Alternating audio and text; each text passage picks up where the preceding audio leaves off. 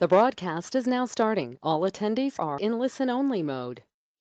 Hello and welcome to NOVA's presentation of Introduction to 401k Plans for Plan Sponsors with Tina Tufano and Jason Worms. Before we get started, I'd like to point out the panel on the top right-hand corner of your screen. You will see a drop-down section for questions and chat. This is where you will enter in any questions that you may have. Tina and Jason will be answering as many questions as time permits. The Q&A portion will be held at the end of this session. If time runs out and you still have questions, please send them to our email address, webinars@nova401k.com. Right below questions in chat, you will see the handouts drop down. Here you will be able to download today's material. If you are with us today to earn continued education credits, please be sure to stay until the end to fill out the survey. This will allow us to track your time and participation. Certificates will be sent out within a week for those who have met the time requirement.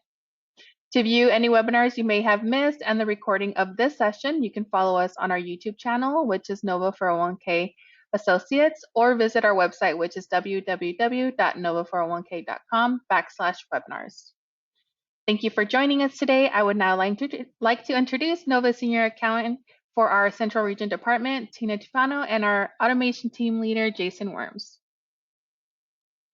Thanks, Yvette. Welcome, everybody. Thank you for taking time out of your busy Tuesday to spend some time learning about introduction to 401k plans for plan sponsors. Starting off, as we do most of our webinars, this information is general in nature and not intended to be a substitute for legal or tax advice. Please consult a qualified professional such as an attorney or an accountant if you need legal or tax advice. Also, from a plan perspective, we're going to be talking in generalities, not talking about specific plans. So if you hear something in this webinar that you want to know more about, please consult with your NOVA account manager who will know the details of your specific plan and can provide specific answers to your situation. Yvette just talked about the CPA credit. So here's the screen again if you need it, specifically NOVA's provider number 009820. And I won't spend any more time on this since Yvette covered it.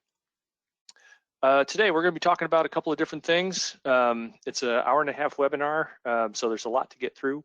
We're going to be talking about roles and responsibilities so you kind of understand who the providers are for your retirement plan and how they fit together, how NOVA helps with cybersecurity, 401k basics, and then that's what we're going to be hearing from me. And then we're going to turn it over to Tina, who's going to be talking to you guys about moving pieces, distributions, loans, and the annual compliance calendar. So without further ado, let's get into it. So most retirement plans in our market are plans that have a series of providers that help manage the plan. So the first and foremost in the top left-hand corner of the chart here is the plan sponsor. So that is you. That is the company that employs the employees and sponsors the 401k plan. Most of the time, the plan sponsor will hire a financial advisor first, and that could be someone who is the financial advisor for the owner of the company and gets their foot in the door that way, or just a group that you work with on some of your maybe health insurance benefits or other ancillary benefits that also happens to offer a retirement plan services. And then the financial advisor will help the plan sponsor select a TPA, which would be Nova 401k Associates, and an investment provider. So Nova is the TPA. What we do is we prepare and maintain the plan document, we complete annual required testing, and we prepare the annual tax return known as the Form 5500 for the retirement plan. We also do a lot of consulting around plan provisions and things that we're going to be talking about in this webinar. Nova does not hold on to any plan assets. That's what the investment provider is for. So when you think of an investment provider, think of John Hancock, Empower, Voya, Lincoln, all of the companies out there that actually generate your quarterly statements, that actually you log into their website to enroll new participants or to transfer funds between your investment funds and your 401k plan. That is all what the investment provider does. So, typically, retirement plans will have these three service providers that will help the plan sponsor fulfill all of their responsibilities that the IRS and Department of Labor place on them for sponsoring a 401k plan. Just a quick note about questions. Because we are going to be taking questions at the end, feel free to submit your questions throughout. However, it will make it a lot easier for us is if you can enter the slide number into your question, because that will provide us the context and we can go back to it when you submit the question. It'll make it a little bit easier for us to give you a coherent answer. Moving along, cybersecurity measures. So NOVA, I mean, everybody is talking about it these days, right, is cybersecurity. Everything needs to be secured, especially 401k plans. 401k plans have trillions of dollars stored in them. So it makes us a target for people who are looking to create, perpetuate fraud or to steal funds from account holders and participants. Our systems, because our systems are accessing money, most of the time that people are trying to get to us are trying to get to us through phishing attacks, phishing, spear phishing, smishing, whatever, where they're trying to get login credentials to investment provider website so that they can request a distribution or a loan for a participant. Because once the money's out of the plan, it becomes a lot harder to get back and keep track of. So when you are working with NOVA, when you're working with your investment provider, when you're working with your financial advisor, make sure that you are taking good cybersecurity care.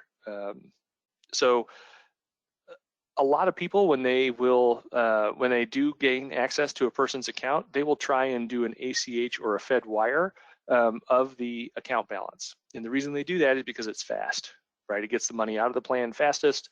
And once a fraudulent wire or an ACH is discovered, usually that money is moved to 3 other accounts and can't be traced any longer. And so the amount that can be restored is very small. As opposed to that, when you get a check request, that check could possibly be in the mail or whatever, and the stop payment could be put on it before the fraudulent person is able to cash it. If you have a fraudulent breach or theft of participant balances, that type of theft is not covered by a fidelity bond. It's not covered by fiduciary insurance. It's not covered by E&O insurance, okay? So this is something that if it happens, it is likely going to come out of your own pocket to restore, especially if it was a failure due to sending the distribution form via an unsecured method or approving a form without verifying the identity of the person who's making the request. So, we talked in the previous slides about how there are several providers to help you manage your 401k plan. All of us have to be acting in concert and doing our own level best to prevent the fraud from succeeding. 401k plans have a lot of personally identifiable information, right? So census files, whether you're sending them to the investment provider or to NOVA, deferral, payroll, address, all of that information is information that the people who are looking to steal funds from a plan need to have, right? So when you think of how you provide, proof of who you are, it's your name, it's your date of birth, it's your social security number, it's your address. All of those things are in these files that you provide to your various service providers for your plan. A lot of the work product that NOVA prepares has some of this information in it as well. A lot of the tax forms that you prepare as part of your payroll services has this information. So, and all of this information gets passed between the service providers that help you with your plan. So you want to make sure that you are using secure transmission methods when you send this information. Sending an email is never a secure transmission method. NOVA has a secure web portal through our plan sponsor link website, and it has a secure file transfer feature, which is a way that you can transfer information to us that is not via email, but it is securely transferred. You can also have encryption software for your email. A lot of companies have this now, but it is a thing. Also, NOVA helps out because we get lists of people that we're allowed to talk to about the plan or share information about the plan with. And the only way that we can talk to a new person is if an existing contact authorizes them. We don't take somebody coming in and say, hey, I'm Joe, I'm the new HR manager for XYZ company, please grant me access to the plan. That's not good enough. We need somebody who is an existing contact that we know to contact us and say, yes, it is okay for you to talk to Joe about the plan. NOVA also does cybersecurity training every calendar quarter, just to keep us on the cutting edge of the newest attempts that people are using to try and access data fraudulently.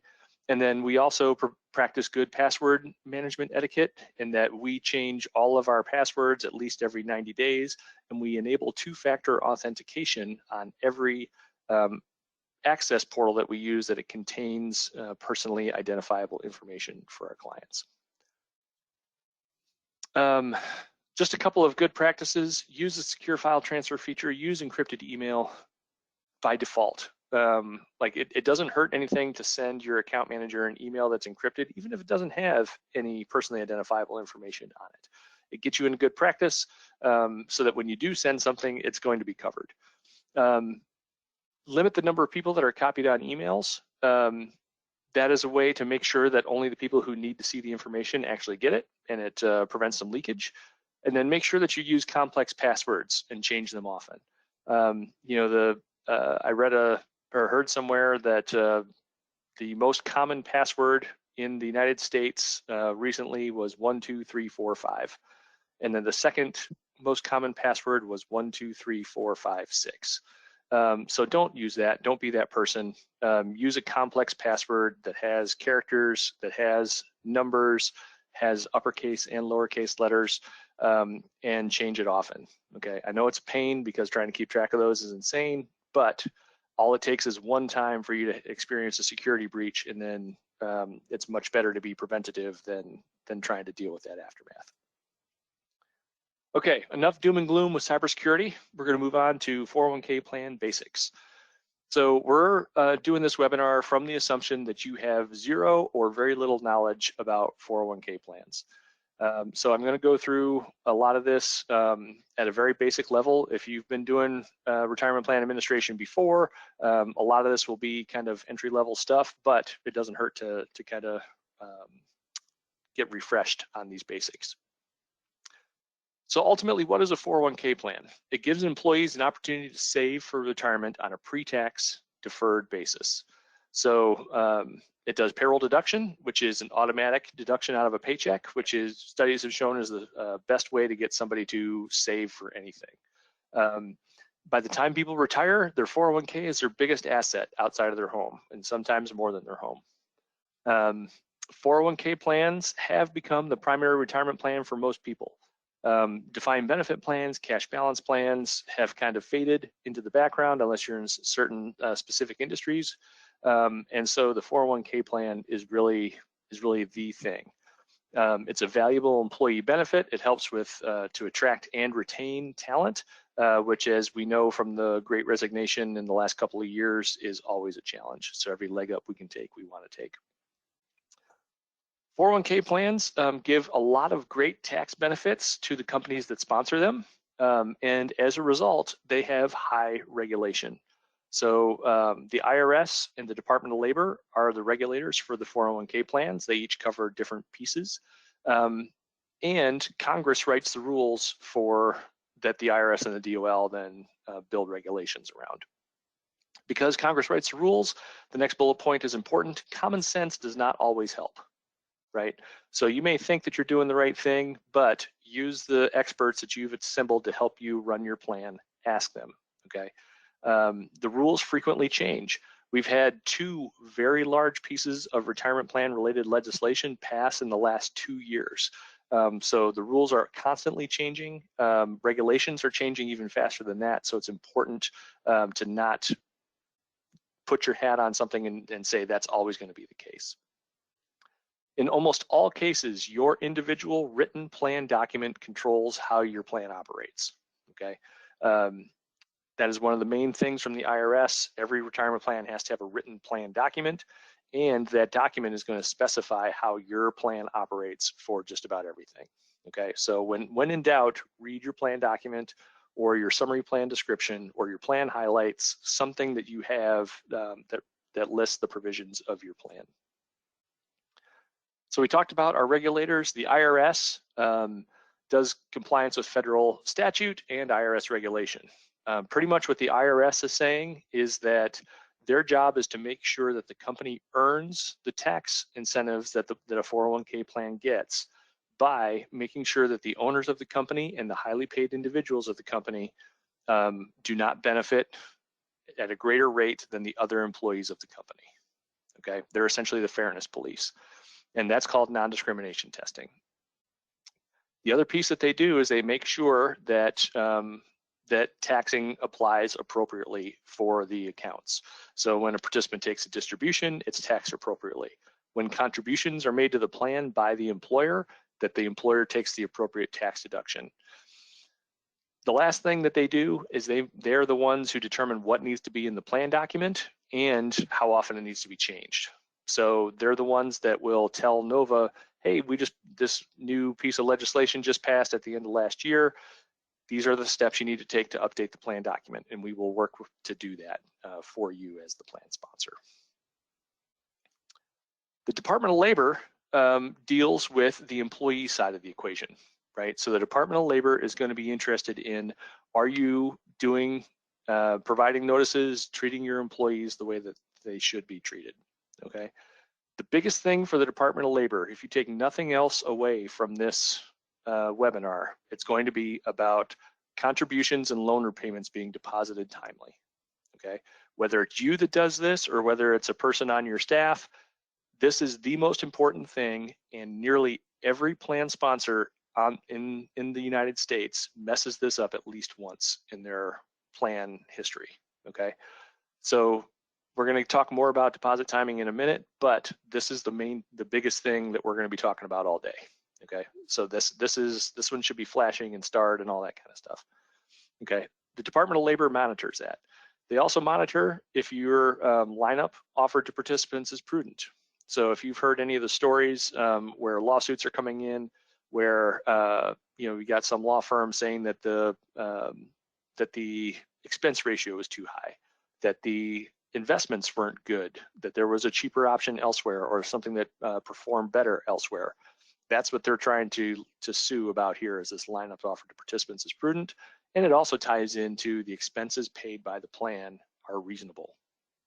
Okay, there is no hard and fast what dollar amount is reasonable for a plan, but what it has to be is it has to be prudent, documented, and monitored by the plan sponsor to have a justifiable reason for why they're paying what they're paying.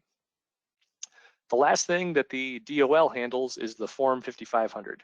I mentioned that this is essentially the plan's tax return, so it's a little bit out of the ordinary to think that you're submitting the plan's tax return to the Department of Labor and not to the IRS, but it's the Form 5500 is a informational return only. There's no actual tax payment part of it, and that's why it's submitted to the Department of Labor.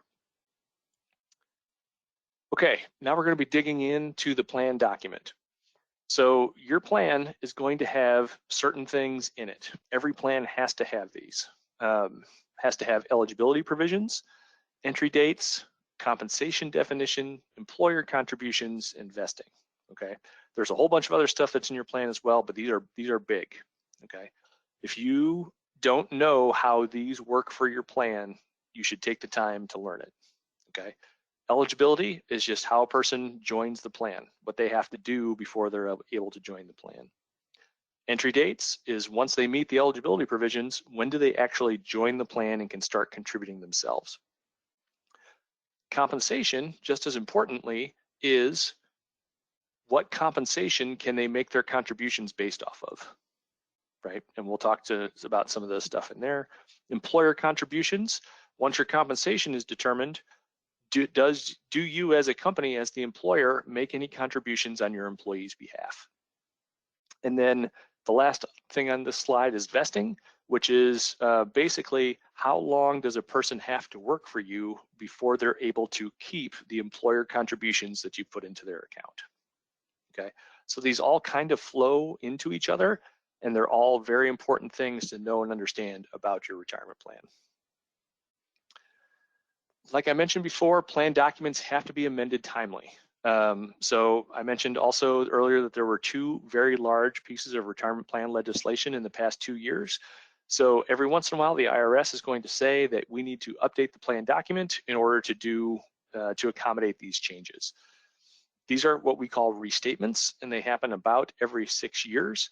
And the last restatement just happened in 2022. So we are probably going to be several years before we have to do another major plan restatement, but they are coming. Amendments need to be executed timely. So oftentimes when you request a plan amendment, the amendment will be effective at some point in the future.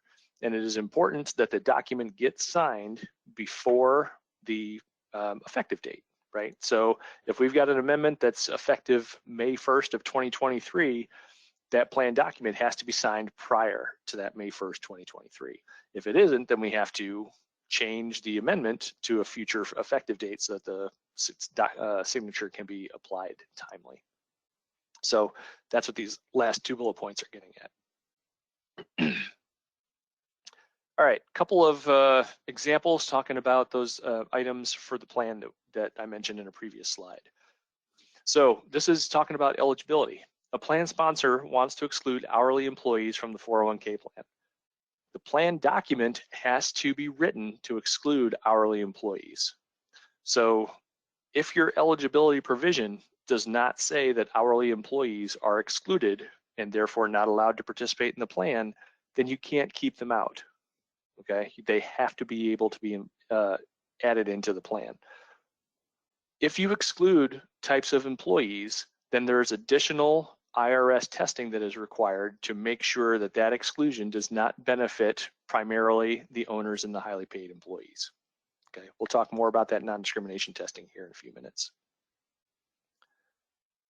All right, another thing that can be listed in the plan document is the preferred investment alternative for an employee who puts money into the 401k plan but doesn't make investment selections, right? If you've been a part of a plan for any period of time, you know that you have the occasional employee, or maybe several, depending on your industry and sophistication level, where they become eligible for the plan, they sign up, they want to start making deferrals, they're all excited, and then they look at the investment lineup and they freeze, right? They don't know, they may not know anything about investing, they may not want to take the time to look at 20 investment options and try and figure out what's best for them.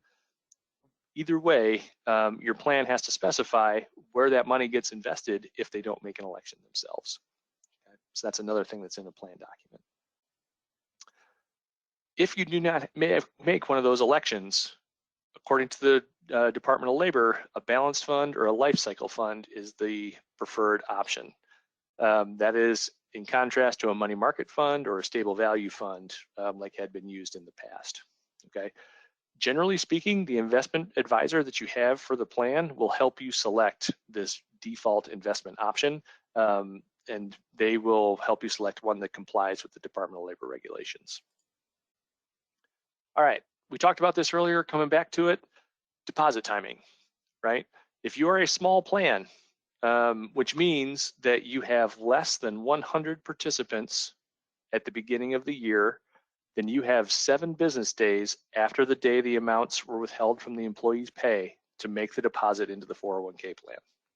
Okay, 7 business days seems like a long time, but it is super important that this gets done.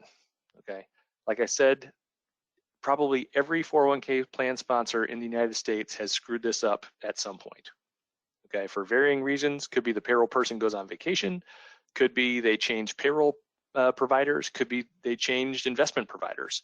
The Department of Labor doesn't care. Your job as the plan sponsor is to take the money out of employees' paychecks according to their elections and deposit it into the trust as soon as administratively feasible. Okay, so it is very, very important to make sure that you're hitting these dates. If you are a large plan, which means you have more than 100 participants at the beginning of the year, then the deposit is as soon as administratively possible, okay? Do not rely on the second bullet point because the Department of Labor says this is only in extreme situations. Most companies are able to make, especially a large company that has more than 100 participants, is able to make payments to HSAs or flex spending accounts and those types of things very quickly. So there's no reason why it should take longer for a 401k plan. Okay. Retirement plans are required to disclose on the Form 5500, the tax return for the plan, if they had late deposits for the year. Okay. So if you have one of these, the Department of Labor is going to know about it because that's who we send that Form 5500 to. So it is important to get this right, and if you don't get it right, to get it fixed. Okay. And your Nova account manager can absolutely help you getting it right and getting it fixed. So contact them if you think you're having an issue with some of this. All right, we talked about the 5500 a little bit. It's filed electronically. This slide is here basically in conjunction with the payroll deposit timing, because it also, if you're a large plan with over 100 people, this is a thing that people need to be aware of. You also need to have an independent audit of the 401k plan by a CPA firm. Okay, so be aware that that is a requirement for the plan. I want to keep talking about the deposit timing and talk about a potential solution for it. Payroll integration is one of the next big things for retirement plans, because it is how we get money, how we deal with deposit timing issues via taking you as the plan sponsor out of the middle and letting your payroll provider talk directly to your investment provider for the plan and speeding up the transition time of the deposits. So if you have a payroll provider that offers payroll integration, you should, in my humble opinion, sign up for it. Okay. What that does is it sends a full census data from your payroll provider to the investment provider for your plan each pay period. Okay. So it includes addresses, dates of birth, dates of hire, dates of termination, all of this information. It includes every employee, regardless of whether they're deferring or not, and it helps your investment provider set up their system so that they can help you calculate things like eligibility and vesting correctly for your employees. All of that without you having to do it. So why would I want to use a payroll integration? If you set up this payroll integration, a lot of work that you have to do individually currently can be handled in other ways. The annual census data, for example, that you send to Nova 401k associates, which is generally speaking one of the largest pain points for a plan sponsor every year, can be pulled directly from a record keeper if you do payroll integration. You don't have to prepare that yourself for us. It allows your investment provider to do automatic distributions for terminated folks. The vendor can help you by tracking enrollment because you've been giving them data for employees, even ones that haven't met the eligibility requirements yet. And that means that the investment provider can calculate the eligibility, can send out the enrollment kit, do all of that stuff for you so you don't have to do it yourself. It also means that your investment provider gets dates of rehire, gets address changes, other information like that, so that your notices and things go out to the right people. There are generally speaking two types of payroll integration. The one that you want, if you can swing it, is payroll 360. So every time your payroll provider sends information to the investment provider, but if one of your employees logs onto the investment provider and makes a change there, they send the information back to your payroll system, and your payroll system gets updated as well. So it goes both ways, full circle, 360. 180 degree integration is just one way, right? Where your payroll provider is sending information to your retirement plan investment provider. Still helpful, still takes time and work off of you as the plan sponsor, but not as nice as 360 integration can be for you. All right. This slide talks about things that, when I talk about how every plan has a problem with deposit timing at some point, these are some of the things that they will mess up, okay? Or things that will cause problems. So The first one, excluding bonuses from deferral elections. It is important that you know what compensation counts for your employees that they have their 401k deductions taken from, okay? You can set up your plan to not include bonuses, for example. You can set it up to not include overtime, or you can set it up to include all compensation types. Whatever you want to do or whatever you select, you need to make sure that your plan document has that written into it, right? Because the plan document will control. It doesn't matter what you intend, it's what your plan document says, okay? Same thing with the next bullet point, excluding part-time employees. You can't exclude people from the plan unless your plan document says so, okay? So the other thing is that for retirement plans, for 401k plans, the definition of a part-time person is different than it is for, say, health insurance, okay? For retirement plans, if to be a part-time employee, you have to work less than 20 hours a week, okay? And I don't know exactly what the health insurance threshold is, but I do know that it's higher than that. So be careful about making assumptions about the 401k plan. Talking about some other things, match contributions, right? Are you calculating them correctly? Are you calculating them on all of the employee contributions to the plan? Whether they're making their contributions pre-tax or Roth, whether they're contributing catch-up contributions for people over age 50 or not. Make sure that your match formula is set up correctly. Again, if you have any doubts at all about that, your Nova account manager can help you talk to your payroll provider to make sure that that calculation is set up correctly. This is super important now because investment providers, Nova 401k associates, other providers in the retirement plan space are starting to charge for plans who do their match contributions incorrectly. So it is important and will save you money if you make the time and the investment on the front end to make sure your match contribution is done correctly. Not distributing the summary plan description, that deals with making sure that you're getting your notice out and determining eligibility correctly. Not allowing new employees to participate. So when people meet the eligibility provisions, not letting them in. Not capping their match contribution based on the annual compensation cap, right? So all these things are things that happen very easily if your payroll system is not set up appropriately from the start, and if there's no 360 integration. All right, a couple of quick examples. Your plan has no age or service requirement, but does not offer Steve enrollment into the plan for 6 months. ABC Company will have to make Steve whole by making an employer contribution for the missed deferrals and any attributable employer match to Steve's account for those 6 months, okay? That is just a reason here of why that would be a very important thing to get right on the front end, because you're talking about making contributions which could total thousands of dollars to Steve's account by not letting him into the plan when he was supposed to be. And then here's an example about the match contribution. So you have a match contribution that is 50% of deferrals for the first 6% of compensation.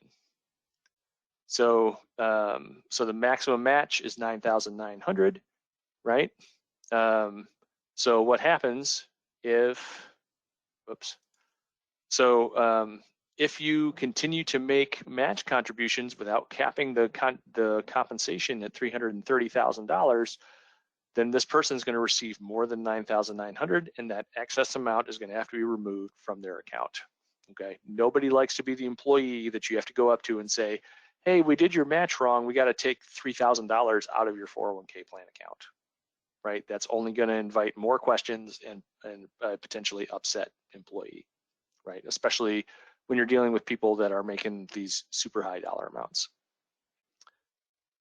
Okay, so we're going to talk a little bit about eligibility next.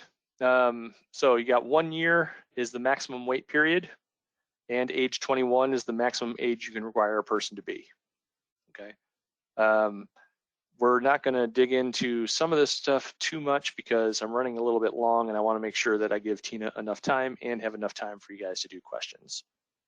So here's a nice little chart that will kind of show some eligibility provisions. So if you've got someone who's hired on June 1st, 2022, right, and they have a 1 year wait and they can join the plan on January or July 1st of each year. This is how you determine eligibility. So June 1st, 2022, they complete the year of service on June 1st, 2023, okay? So that's when they've completed it. They join the plan on the next entry date after they meet those requirements. So the next entry date is July 1st, 2023, and that is when they will actually join the plan, okay? You can use this chart to kind of figure it out with your own eligibility provisions for your individual plan. And your investment providers, as long as you're providing them full census information with your payroll files, will be able to do this calculation for you for the vast majority of your employees. Okay, rehires are a pain, but there is a pretty easy rule that I can tell you. The short answer is, if a rehire was eligible to participate in the plan before they left you the first time, doesn't matter if they were contributing or not, doesn't matter if they still have a balance or not, if they were eligible to make contributions, then when they rehire, they rejoin the plan immediately. No ifs, ands, or buts about it, okay? If you have a person who left before meeting the eligibility requirements and then they are rehired, they have to meet the eligibility requirements again, okay? So if you can keep those two rules in your head, then you will do all right with rehires. If you have any kind of a situation that is more complex than that, definitely consult with your NOVA account manager to get it right, okay? Because if you don't enroll a rehire at the right time, then like that example with Steve from earlier, you could end up owing and making deposits to that employee's account for significant sums of money. All right, moving on to the last section that I'm talking about, and that's going to be non-discrimination testing. So we talked about how the IRS makes sure that the owners of the plan of the company and the highly paid individuals in the company are not the only people that benefit. The IRS requires us to do several non-discrimination tests every year to prove that a plan is not discriminatory. They are coverage test, profit sharing testing, compensation testing, okay? Each of these has several subcomponents, and we're going to kind of dig into these just a little bit as we go. ADP testing is one of the non-discrimination tests, and this just looks at the deferrals that the highly compensated group of employees makes and compares it to the deferrals made by everybody else. And if the disparity between the two groups is more than a certain range, then the highly compensated group has to have some of their contributions returned to the employee, okay? That is a very simplistic way to do it. To talk about it, there are a lot of nuances that we could dig into if you wanted to, but that would be its own webinar to talk about ADP testing. So if you have questions about your own specific plan and how the ADP test works, I highly encourage you to talk to your NOVA account manager, and they'll be happy to talk through it with you. The biggest thing is that you want to be able to determine who your highly compensated employees are and make that determination accurately. So for 2023, any employee who earned more than $135,000 in 2022 is considered a highly compensated employee. So this is a weird rule because it looks at the prior year. Doesn't matter what their current year compensation is. If I made $137,000 last year, I would be a highly compensated employee for 2023, even if I made $10,000 in all of 2023. I would still be considered a highly compensated employee. The other way that I'd be considered a highly compensated employee is if I own more than 5% of the sponsoring plan of the sponsoring company, right? So if it's Joe's Fish and Chips, right, and I happen to be Joe and I own 70% of the company, I am considered a highly compensated employee no matter how much money I take home, okay? Also, any of my children, my spouse, or my parents who work at the company are considered highly compensated employees as well, okay? So, so that's how we determine who our highly compensated employees are. Another type, this one isn't quite non-discrimination testing, but it's top heavy. because this isn't based on how much the contributions are going into the plan, but it's more of a result of that. Top heavy means that more than 60% of the balances in the plan belong to what are known as key employees. Key employees are very similar to the highly compensated employees, but there are a couple of differences. If a plan is top heavy, then the IRS requires that a contribution of up to 3% of compensation for every non-key employee is made to the plan, okay? So think about this. If you are top heavy, you are essentially making a contribution of 3% of payroll to the plan every year, okay? You may not have the budget to be thinking about that, because that could be a very large contribution very quickly if your plan grows in any size. So who's a key employee? Just like with the highly compensated people, it's a person who owns more than 5% of the company or one of their family members. There are two other thresholds. If you're a 1% owner with a compensation greater than $150,000, or if you're considered an officer of the company with compensation greater than $200,000, okay? Notice the $135,000 compensation threshold does not apply for key employees, and that is the big difference. Okay. All right, good news for all this testing. If you are willing and able to adopt Safe Harbor, you are exempt from the non-discrimination tests and the top-heavy tests, okay? So if you can swing Safe Harbor, it might be worthwhile for you.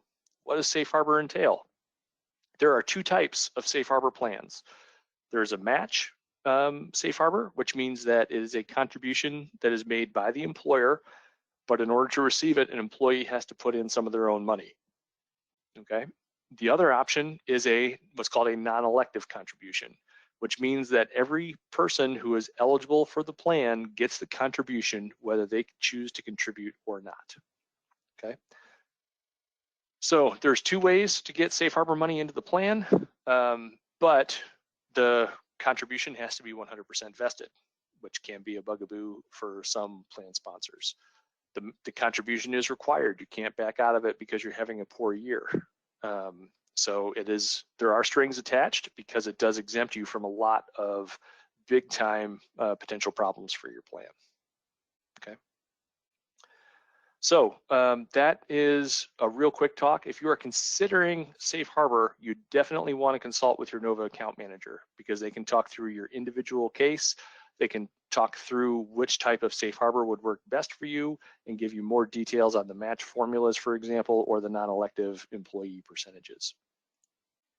So now I'm going to turn the presentation over to my colleague, Tina, and she is going to take it from here. So Tina, whenever you're ready.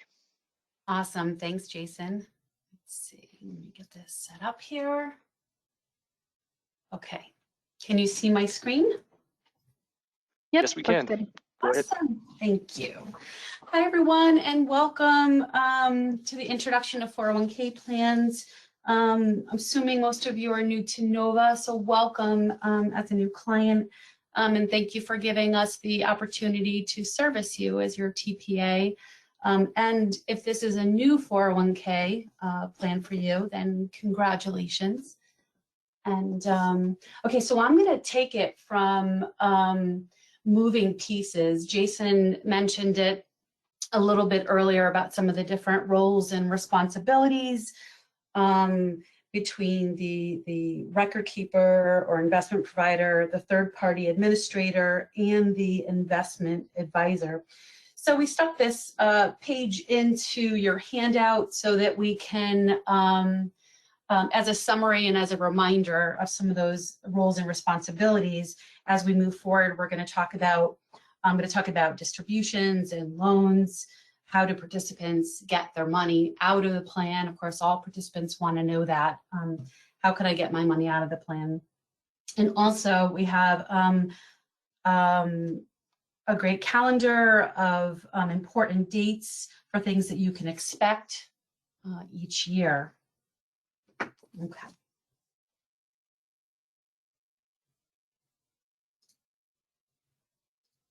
Here we go.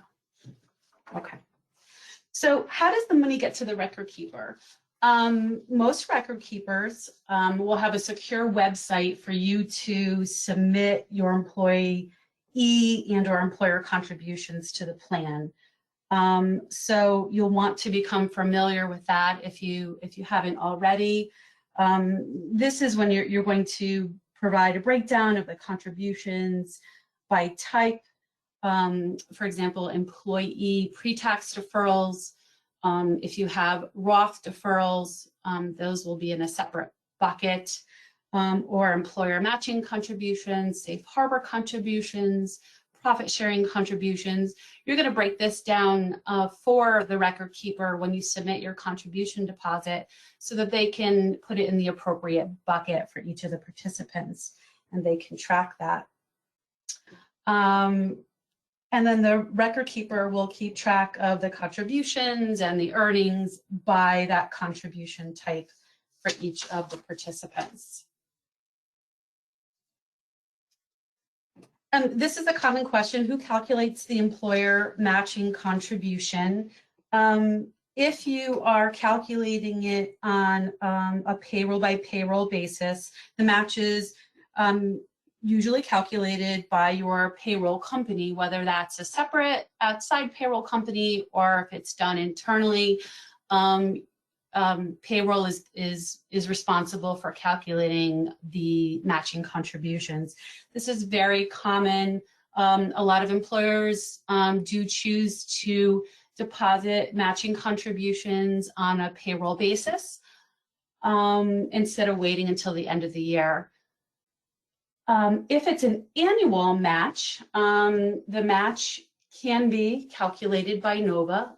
Some employers choose to calculate the match and then have us review it at the end of the year, or you can ask us to do the matching calculation for you. So NOVA, because if you have a payroll basis match, NOVA is obviously not able to calculate that because we don't have your payroll record. So we're not able to do that on a payroll basis. But what we can do at the end of the year for a payroll by payroll match is we'll ask you at the end of the year for your match formula, and then we can check it to make sure no one is exceeding that. For example, if you are, like in an earlier example by Jason, if you're having a 50% match on 6% of deferrals, then participants should not receive an excess, 50% of match on deferrals up to 6% of compensation, then your match shouldn't exceed 3% of compensation. So at the end of the year, NOVA will look at that annual compensation to make sure that no one has exceeded 3% of compensation. There's no way for us to tell if if a participant didn't get enough, but we can look to make sure that no one received more than they should have.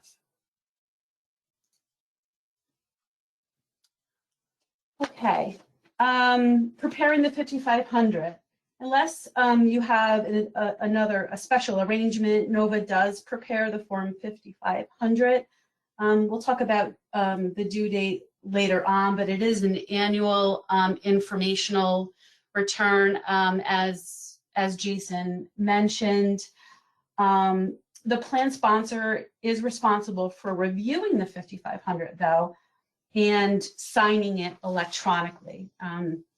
All 5,500s now need to be signed electronically, and there's a process of setting up signing credentials with the Department of Labor, which involves basically just providing your name, company information, email address, and setting up a password with the Department of Labor.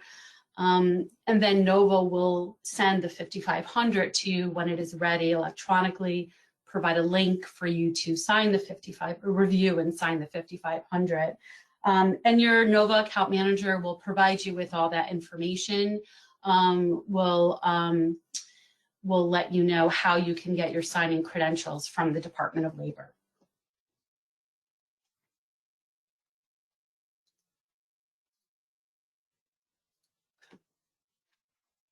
How does an employee get a distribution?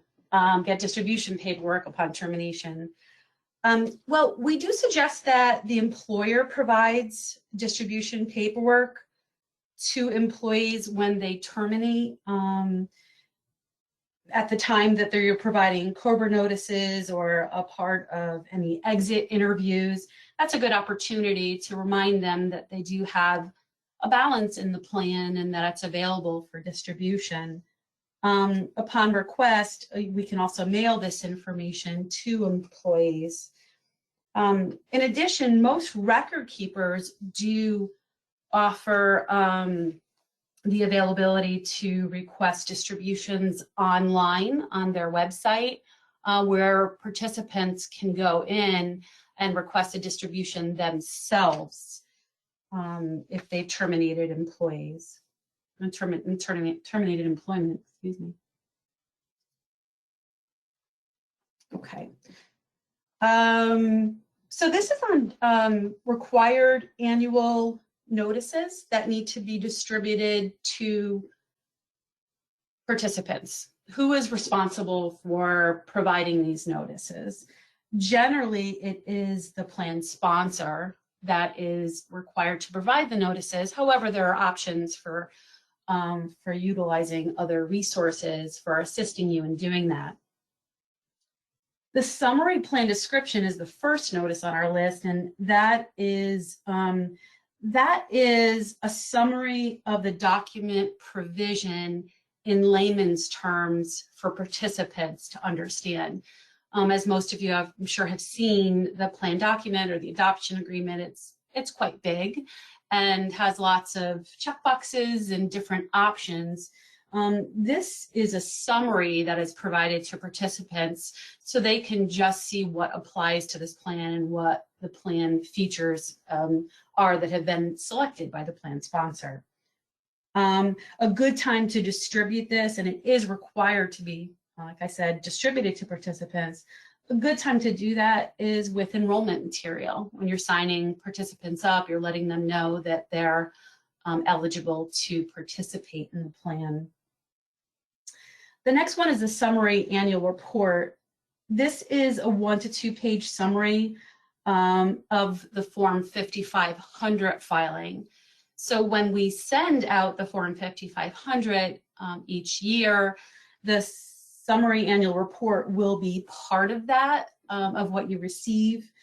It doesn't have confidential information. It basically has a summary of the plan, the name of the plan, address, and contact person for the plan, total assets, distributions, and contributions. Nothing confidential in nature though. It doesn't have participant balances or compensation or anything like that. It's just general information about the plan. The next one is a special tax notice. This notice is typically built into the distribution forms from your record keeper. So if the record keeper is providing distribution forms, this is usually part of the packet, and it provides information on the participant's distribution options and tax liability. For example, the 20% withholding requirement if the participant chooses to take a cash distribution. What are their options for rolling the money over into an IRA or another qualified plan? Information about the 10% premature withdrawal penalty if you're under age 59 and a half, and so forth. It has all that information that is required. Now, if the record keeper, or if you're not with a record keeper that provides distribution forms, or if it's not part of their packet, then the plan sponsor is required to provide this to participants so that they know what their options are. So Jason mentioned earlier safe harbor notices to avoid certain non-discrimination testing. If you have a safe harbor plan, then you are required to provide an annual safe harbor notice, which is 30 days before the start of each new plan year. So if you have a plan year that begins on January 1st, by December 1st, for example, January 1st, 2024, by December 1st, 2023, you will need to provide the annual safe harbor notice to participants. NOVA does, as part of our plan document, we do provide that notice, which is on our plan sponsor link. And that can be used each year to provide the notice to participants, and it's letting them know about the different safe harbor features in the plan and what types of contributions are offered and eligibility and so forth. The next notice is the annual 404A fee disclosure. That lets participants know which fees, if any, are coming out of their account. Usually distributions and loan fees and things like that are paid by the participant. So the plan is required to provide a notice each year stating those fees so the participants are aware of it. And lastly, the annual auto enrollment notice. If you have an auto enrollment feature in your plan, then this notice is required annually as well. We usually recommend that it be sent out around the same time as the safe harbor notice, if you're a safe harbor plan, 30 days before the start of the plan year. And auto enrollment plans, for anyone that doesn't have it, or if you're not sure what that is, it is for participant, when the employer withholds employee deferrals without the participants' consent because they haven't signed up for to have 401k deferrals withheld. And that is a feature in the plan document. Okay. So administrative fiduciary services, also called AFS, is actually a sister company of NOVA, and AFS is a great resource to utilize if you do not want to mail or provide the notices to participants yourself. I'll leave this up for a moment, but there is an email address here for Jacob at AFS. If you're interested in finding out more information about that, AFS can provide the notices directly to participants for you, so that takes a little of the responsibility off of you as the fiduciary. Okay. And again, if you don't jot this down now, or if you have any questions about it, please reach out to your account manager, and we can always get you in touch with AFS. And to discuss the other services that they offer as well. Okay, moving on to some distribution basics. Some distributions are required, but there are many distribution options that are not required by the plan. So we'll talk about those. Once the money goes into a 401k plan, it is subject to rules before it can come out. The IRS has strict guidelines on when money is eligible for distribution. So generally, 401k money, some of the reasons listed here are some of the reasons for taking out a distribution. Termination of employment, age 59 and a half, which is also called an in-service distribution, or some will refer to it as a pre-retirement distribution also. There are hardship distributions and death or disability distributions, and we're gonna talk about each of those separately. For termination of employment, or when someone retires, withdrawal forms can be submitted prior to someone terminating or retiring, but it's important to know that funds can't actually be distributed until they've actually had their last day of work. So maybe a good idea to wait to submit the distribution forms, completed distribution forms, until after they've actually separated from service.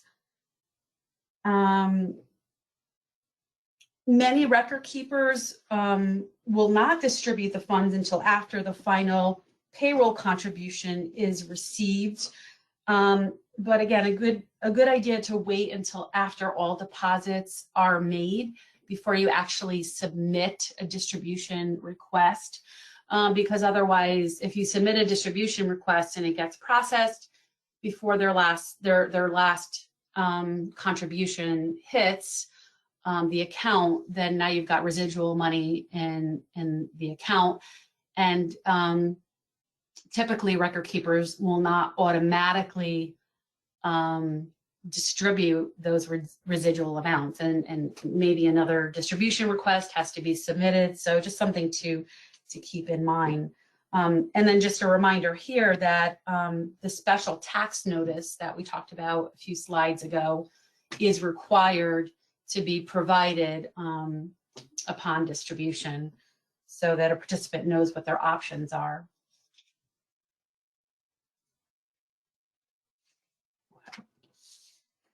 Okay, hopefully everyone's still with me, not falling asleep. We're moving on to age 59 and a half distributions.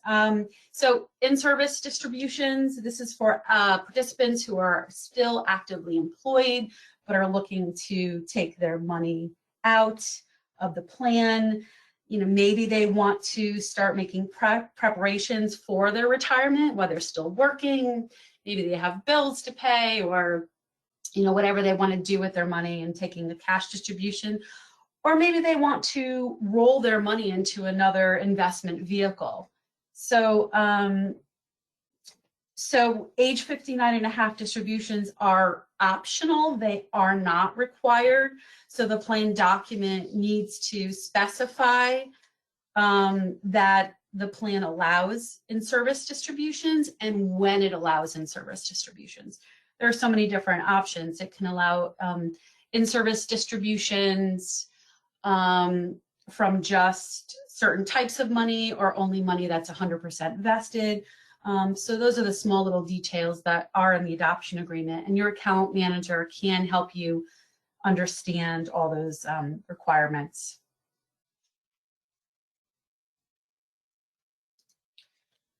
Another optional distribution is hardships. Again, the plan does not have to require it, but if they do, there can be, it can be only subject to certain types of money. Hardship distributions allow employees to access their money in the event of an emergency, and we'll talk about those reasons. There are specific reasons set forth by the IRS on what is considered an emergency and a hardship. These distributions are subject to a 10% early withdrawal penalty. However, if the participant is under age 59 and a half, again, it's there as an option for plans that allow it if someone needs to take their money. But there is, in addition to tax consequences and having to pay income tax on these distributions, the participant will be subject to a 10% penalty if they're under 59 and a half. So definitely something that they want to consider before taking a hardship. If the plan does allow for a hardship, these are the reasons why that are allowed for taking a hardship. If you're using it to purchase a principal residence, preventing eviction from your home, unreimbursed medical expenses, post-secondary education, casualty losses, and burial expenses. Some of these are also available for dependents of the participants. Again, there is very specific guidelines on each of these items on what is an actual hardship. And there is documentation that the participant will need to provide if they want to take a hardship. So it's not just a matter of saying I have a hardship, but documenting and showing the record keeper and NOVA that there actually is a hardship. Okay. There are some new rules, and we're just mentioning this because these rules were as of 2019, but some of you may have heard these rules before if you've worked with other 401k plans or you've heard others talking about it. It used to be required that loans need to be taken before you can take a hardship, and of course loans are optional for a plan as well. But that is no longer the case. You do not have to take a loan before taking a hardship. In previous years, employees needed to stop making 401k contributions to the plan for up to 6 months once they took a hardship, but that no longer applies either. So if someone needs to take a hardship distribution, they can, and they can still participate in the plan. They can still put in new contributions into the plan. Investment earnings were not available for withdrawal upon hardship, but they are now. Let's see, employer contributions can be available for a hardship. This is an option in the document. Some employers only want to allow employees to take employee money from the plan and want to preserve employer contribution money for retirement. So that's an option that you can only allow employee money, or you can allow hardships from all contribution sources in the plan. Safe harbor contributions are now available for hardship as well, where it previously wasn't. If you have any questions about hardships, whether or not it's right, for your plan to add hardships or remove them, or what the different options are, then please reach out to your account manager and let them know, and they'll be happy to go over it with you. In the unfortunate circumstance of a participant's death, the beneficiary form is what is used to determine who benefits from the participant's retirement account. So the employer is responsible for maintaining these records of beneficiary forms, so you want to make sure you're doing that. However, some record keepers do offer to maintain those records. So if that's the case, you want to find out if you're not maintaining a beneficiary forms and records and they're being done online. Make sure you know if the record keeper is hanging on to those forms for you, because at the time of a participant's death, it's important to be able to know who the beneficiary is. Married participants need to have their spouse named as the beneficiary unless their spouse says otherwise in writing. So on each beneficiary form, there is an option for spouses to waive their right as a beneficiary and allow the participant to name someone else, children, for example. Or so it's important to maintain those records, and if they have a spouse and are not naming that spouse, it's important to have the spouse sign off on that. Now, if there isn't a beneficiary form, the plan document does tell us how to distribute the account, but we really want to avoid that if we can, and you want to avoid that if you can. No one wants to see anyone arguing over participants' retirement benefits after their loved one passes away. So, but the document, in the event that it happens before a beneficiary form is submitted, then the document says that it goes to the spouse first, of course, because by law the spouse is automatically the beneficiary. Then it would go to the children if the spouse, there is no spouse. Then it goes to the parent and then the estate. So there is an order of who the beneficiary is if there is no written beneficiary form.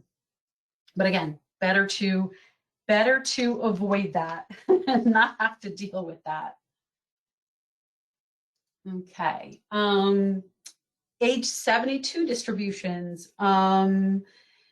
can be a required distribution. So these used to be referred to as age 70 and a half distributions for anyone who has experience with 401k plans. They're also referred to as RMDs for required minimum distributions.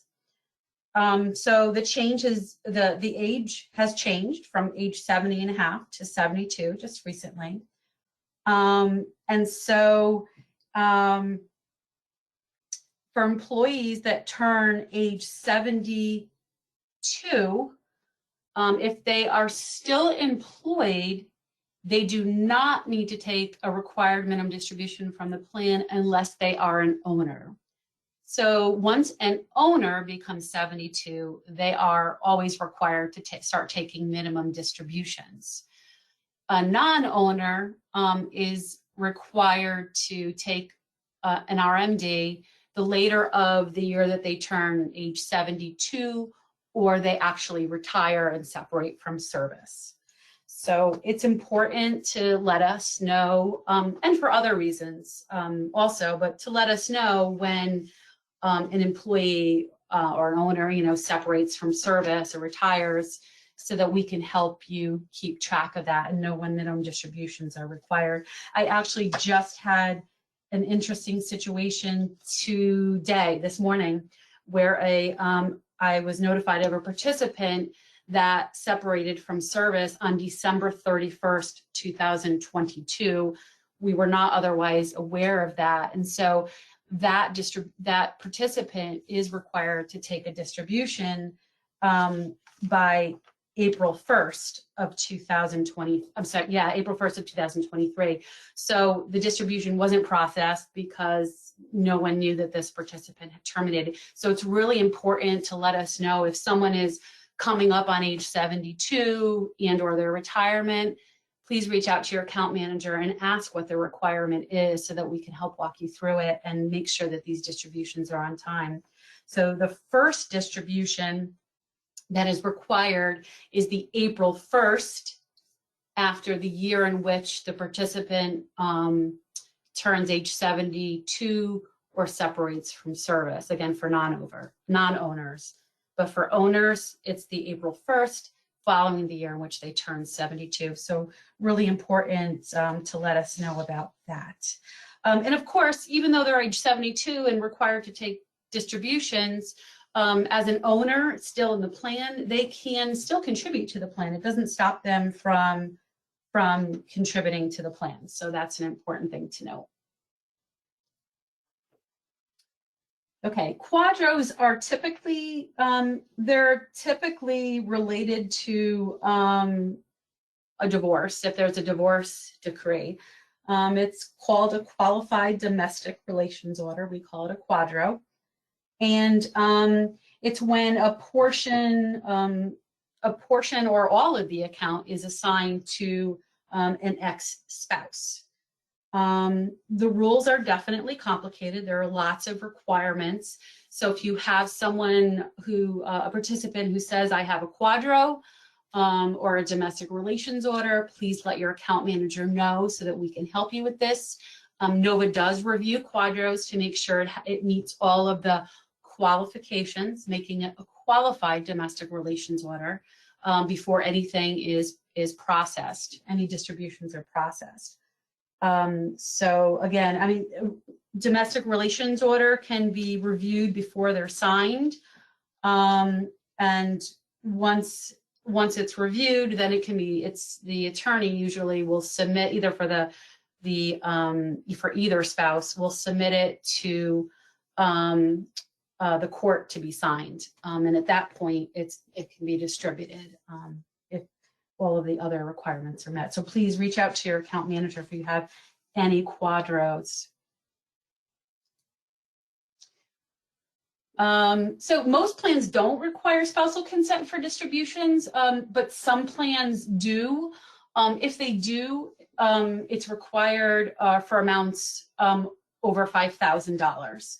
So usually the plans that are required to get spousal consent are plans that have maybe old money purchase plans, plan money in it, are part of floor offset arrangement with a defined benefit plan.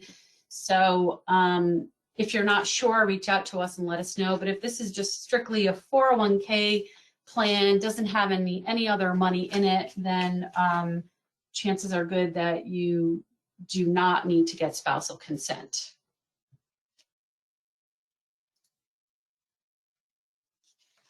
Okay, moving on to loans.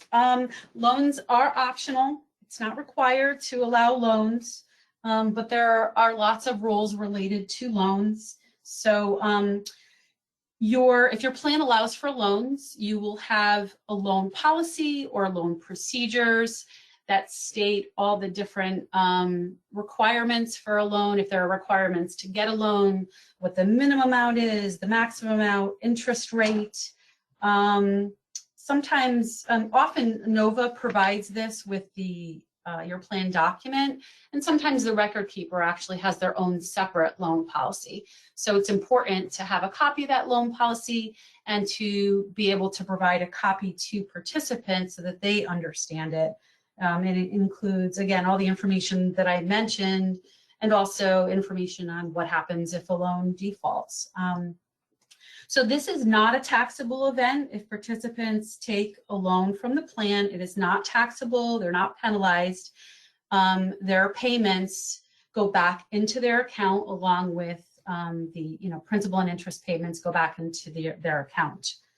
So let's see, we have some more on this. So participants can borrow the lesser of 50% of their vested account balance, or $50,000 reduced by their highest outstanding balance during the last 12 months. So they're not allowed to have a loan that is more than $50,000 in a 12-month period, basically. So if a participant has a vested balance of $2,000, for example, and if the minimum loan for the plan is $1,000, which is a very common number, then they would be eligible to take a loan of $1,000. $1,000 is very common because it's costly. The participant is paying for these loans, and it's and the employer has to set it up through payroll. So a lot of employers want to make sure that it's worth it and not just issuing loans for $200 for all that work.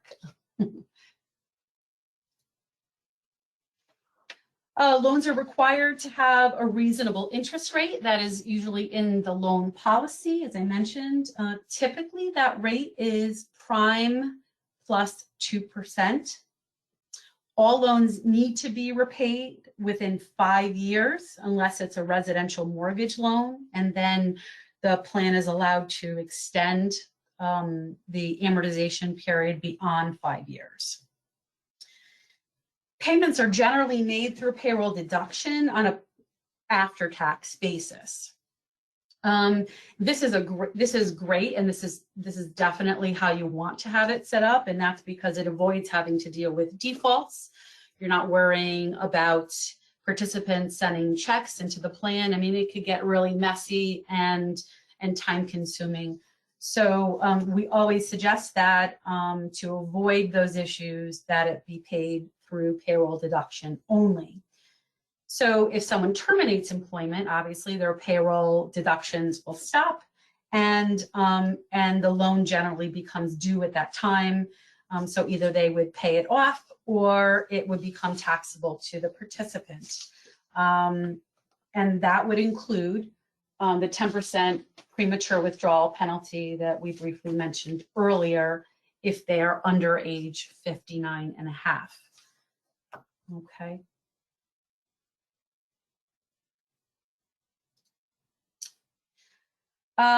There can be, there's usually a loan initiation fee that is paid by the participant. Also maybe an annual or a monthly maintenance fee. And again, the participants bear the cost of those loans. It will be deducted usually from their plan account. The fastest way to get a loan is usually through the record keeper. Most record keepers will offer that as an option. just like requesting a termination distribution. Most record keepers will permit participants to request a loan online. If that is not the case, NOVA can assist with loans as well. And okay, yes, NOVA can assist with calculating loans if your record keeper does not offer it. So reach out to your account manager if you have questions. Okay, this is a great annual compliance calendar. You know, even if you want to take the handouts, by the way, I don't know if we mentioned it, but the handouts are included in this presentation. You know, so if you want to, you know, make sure you take that handout and save it somewhere, and it might not be a bad idea to print out this calendar, especially as you're becoming familiar with how to run a 401k plan. There are lots of dates here or items here that are recurring. For example, you know, in January, this would be is a typical entry date for a plan, entry date for semi-annual, quarterly, and monthly plans. So for someone who, as Jason mentioned earlier, becomes eligible and now needs to enter the plan and start making contributions, their entry date is going to probably be on January 1st. And then you'll see following through each of the months a reminder that if you have monthly entry dates, that that you want to make sure that you're aware of that and you're checking to see who is eligible to enter the plan. January is also a time where you're going to get your quarterly statements from your record keeper for the previous quarter. It's also a time when 1099s are distributed. 1099-Rs are distributed by the record keeper by January 31st, and that reports the taxable or non-taxable distribution amount for any participants that took a distribution in the previous year. So for any distributions processed in 2023 by January 31st, 2024, 1099-Rs will be distributed by the record keeper. And so we're also start collecting our year-end census in January. Between January and February, you will receive a request from us to submit that through our NOVA's Plan sponsor link. There's a questionnaire and we ask for census information. So those are the months you want to look out. You want to get it to us as soon as possible so that we can start working on the compliance testing. And you can see where it says NOVA starts working on compliance testing in February. It's important, especially for ADP tested plans, because if you look in March, failed ADP testing refunds need to be processed no later than March 15th. So that does not apply to safe harbor plans, but for non-safe harbor plans, March 15th. There are so many other things in here. Just one other thing I want to bring to your attention.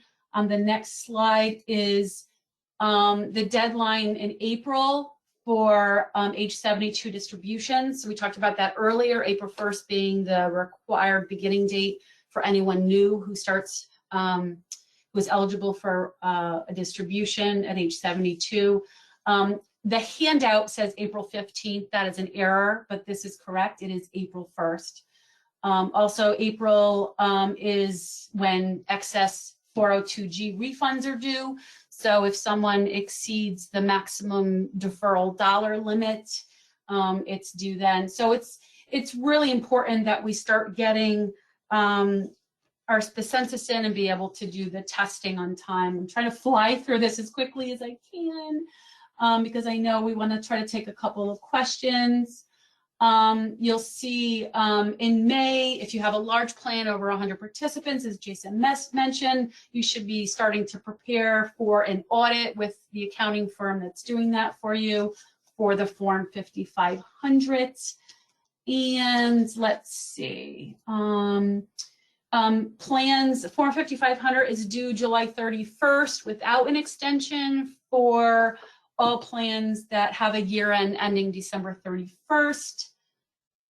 And another important deadline, you can go through these, but also October 15th is another important deadline. That's when your 5,500 is due if it's extended for December 31st plan year ends. And I am going to stop here because I want to have a chance to answer any questions. Please check out our website for other 2023 webinars. A little note about receiving certification here. And then if you have any questions, my contact information and Jason's is here. Thank you so much for joining us this afternoon. I hope that this was helpful. And Yvette, do we have any questions that We can do. try and answer? Yeah. I'm rushed. You're fine. Okay, so for slide 45, where are all of these annual notice documents found? Good question. Good question. Okay, so they're found in different places. Let me go back. Summary plan description is part of your document. So that is you'll find that saved on the plans, our plan sponsor link. Under the document section. So you can always pull up a copy of that, and that's an electronic copy, obviously. The summary annual report should be attached or part of the link when you receive the 5,500, so you'll be able to save it then. And the special tax notice is part of the distribution paperwork that you receive either from the record keeper or from us if you receive distribution paperwork from us. And just a little side note on that, Nova Distributions team, the email for them is ndistributions@nova401k.com, just in case you have questions. Let's see, annual safe harbor notices and the automatic enrollment notices will both be on the plan sponsor link as well. Again, this is Nova's plan website, not your record keeper. So they'll be on there where you found the summary plan description. 404 fee disclosures are provided by the record keeper. So typically you'll need to discuss that with them, but usually they save it on their website and for you to either download, or they may offer it as an option to mail it for you. So they're kind of all over the place. I hope that helps. Okay, our next question is on page 51. Can employees now self-certify for hardships, no documentation required? So my understanding is that we do require hardship distribution paperwork. Jason, do you know anything more about that? Because I don't process distributions, but yeah, I can weigh in on that, Tina. Okay. So yes, there are new rules that participants can self-certify for hardship withdrawals with no documentation needed to be collected by you as the plan sponsor, by Nova, or by your investment provider. However, as is in the case with most places, you're going to want to talk with us on your specific plan, because some record keepers aren't set up for that functionality yet, and there's still a lot of guidance that's pending from the IRS on what the participant is supposed to keep and what your responsibilities are as a plan sponsor. If, for example, you happen to know that one of your participants is gaming the system, and kind of what that does. So, so it is something that is allowed by law currently, but there are it's kind of an uneven rollout depending on who the service providers are that you're using. So I highly recommend you to talk to your Nova account manager. Alrighty, perfect. Thank you guys. That looks like that's all the questions. Is there any other slides you guys wanted to go back and touch on, or did you want me to go ahead and close out the session? No, I think I'm all set. Yeah, I think it's all set. I touched on some of the really important dates, but I definitely recommend printing the calendar out and having that to refer to, especially as you get used to working with the 401k plan.